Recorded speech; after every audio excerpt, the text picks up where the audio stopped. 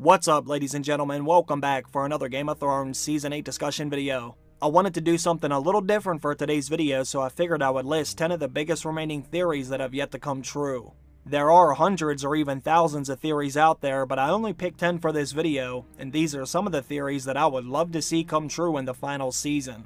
I feel like most of these theories will come true, and if only half of them happen, I would be pretty satisfied, but leave a comment down below and let me know which ones you want to see come true the most. If I leave any off of this list that you like, feel free to leave it in the comments as well. But let's begin.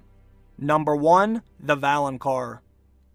This one is a little controversial. When Cersei Lannister met Maggie the Frog in the show, they left the Valonqar part of the prophecy out. Cersei was told she would not marry Prince Rhaegar, but she would marry the king instead, and that did happen. Cersei was told that her children would die, and that happened as well, but they left one of the most interesting parts out, which foreshadows Cersei's own death.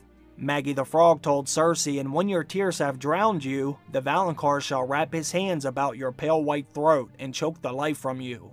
Although this was left out, this hasn't stopped fans from believing this would still happen to Cersei Lannister.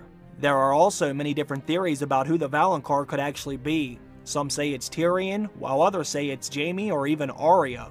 But personally, I would love to see Jaime Lannister be the one to do this. Even though he no longer has two hands, I don't think that would be enough to stop Jaime from choking her to death. In my opinion, this would be the most satisfying, and this is something that I need to see happen before the series ends. Number 2. Jon Snow rides a dragon. This is another very popular theory that has been around for over a decade, and this is another one that I would love to see happen before the series is over.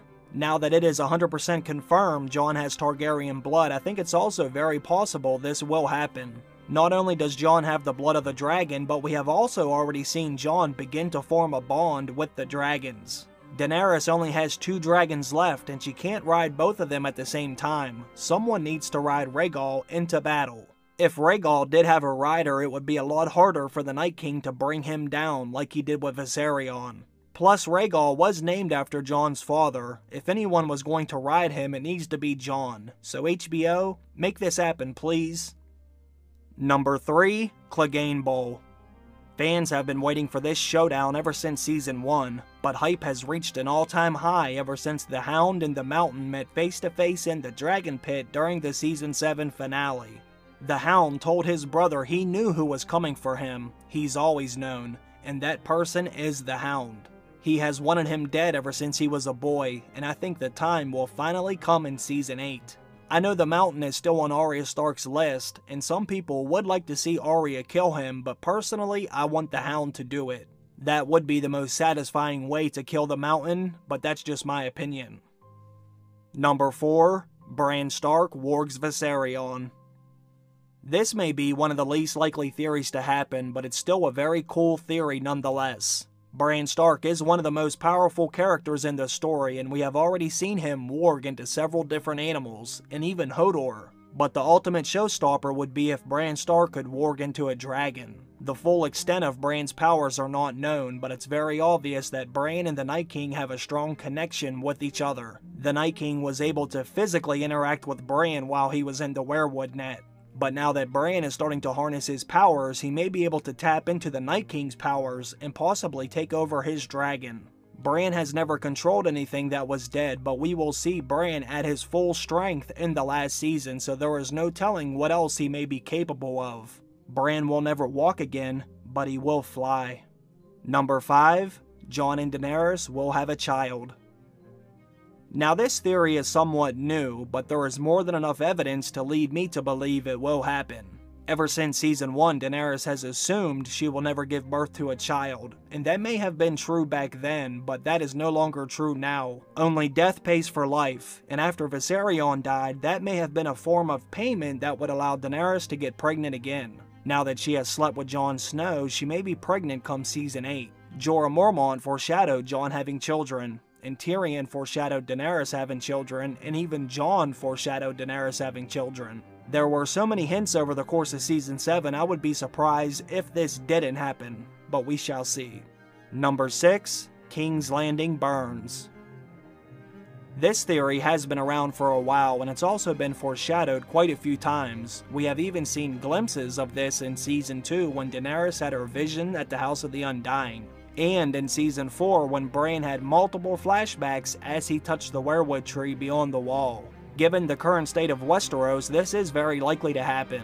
Cersei Lannister has no plans of leaving King's Landing, and eventually this may leave Daenerys no choice but to smoke Cersei out by burning down the city. Cersei may even do this herself. She has no problem of burning things with wildfire. But the Night King is also south of the wall, and he's currently riding a dragon of his own. His final destination has yet to be revealed, but if he gets anywhere near King's Landing, then the capital is in deep, deep trouble.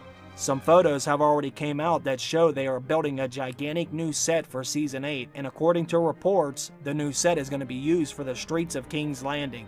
And they have already done controlled fire tests on this set. If this is true, we will most likely see King's Landing burn. When Daenerys is finally able to step foot in the throne room, it may look exactly like she envisioned while she was at the House of the Undying. Personally, I actually hope this does happen. Not only would it look really cool, but that city deserves to burn. It stinks of corruption. Number 7. Dance of Dragons 2.0.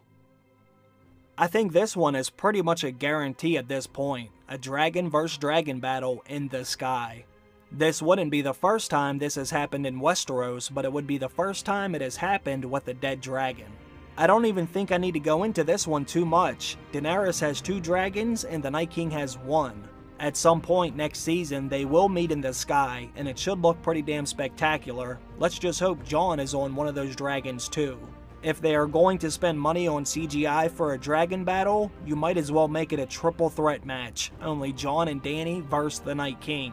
2 dragons should be able to take down 1, right? They better hope so. Number 8. Theon, the hero? Now I know this might seem like a long shot to some of you, but Theon is a new man who is on a mission. He may have abandoned his sister, but after his showdown on the beach, Theon was baptized in the sea. What is dead may never die, but rises again harder and stronger. I'm just gonna come out and say this. Theon must kill his uncle Euron, even if he's not able to save his sister in time. Theon has been on a very long road of redemption, and it looked like his story may have been close to an end when he got his short-lived glory after he saved Sansa. But after Euron captured his sister and Theon fled, it was very obvious Theon's character arc was not quite over. He is currently on his way to save his sister, and let's be honest here, the odds are not in Theon's favor. But there is no way they have kept this character alive this long to not have his story end on a very high note, even if that means he dies in the process. In the end, Theon will not be remembered as the coward he once was. Number 9. Azor Ahai. This theory has been around ever since the first book came out, and now that the story is coming to an end on the television show, it's more relevant now than ever before. In Season 8, we will finally find out if Azor Ahai Reborn will be a literal and physical figure or not. For those of you that aren't as familiar with this, Azor Ahai was a legendary figure who forged a hero's sword by plunging it into Nisa's chest, who was his wife, and when he did, the sword combined with her soul and it caught fire, making the sword Lightbringer, the sword of all swords that would lead to fight to end the darkness that laid over the world. In A Dance with Dragons, Jon Snow has a dream that he is standing on top of the wall as others are climbing up the wall, but in Jon's hand he is holding a burning red sword. So you have to wonder if Jon will be the one to end up with a burning sword, or was it just a dream and Azor Ahai just another story passed down from generation to generation?